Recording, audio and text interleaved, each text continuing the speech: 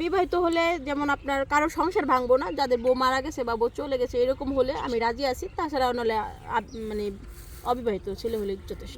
বিবাহিত ছেলে, অবিবাহিত ছেলে আর বিবাহিত ছেলের মধ্যে পার্থক্য কি?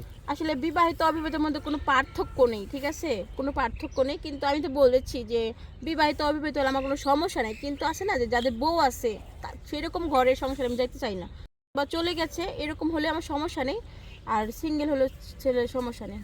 আচ্ছা, তো যোগাযোগ কেমন? হ্যাঁ, তো ভিডিও যোগাযোগ করাটা একদম সিম্পল বিষয়। তো আবারও বলছি, আমার সাথে যদি তারা যোগাযোগ করতে চান, আপনারা কেউ আমাকে যদি দেখে ভালো লাগে বা বিয়ে শাদী করতে চান, যদি আমার নাম্বারটা পেতে হলে কষ্ট করতে হবে না, একদম একদম সহজভাবে, সেটা হচ্ছে ভিডিওটা আছে না, ভিডিওটা দেখবেন, দেখার পরে যে আপনার শেয়ার অপশন আছে, সেখানে গিয়ে যে ক্লিক করবেন, ক্লিক করার সাথে সাথে দেখবেন হোয়াটসঅ্যাপ নাম্বার চলে আসবে, আর সেখানে ক্লিক করলে আমার সাথে কথা বলতে পারবেন। আচ্ছা।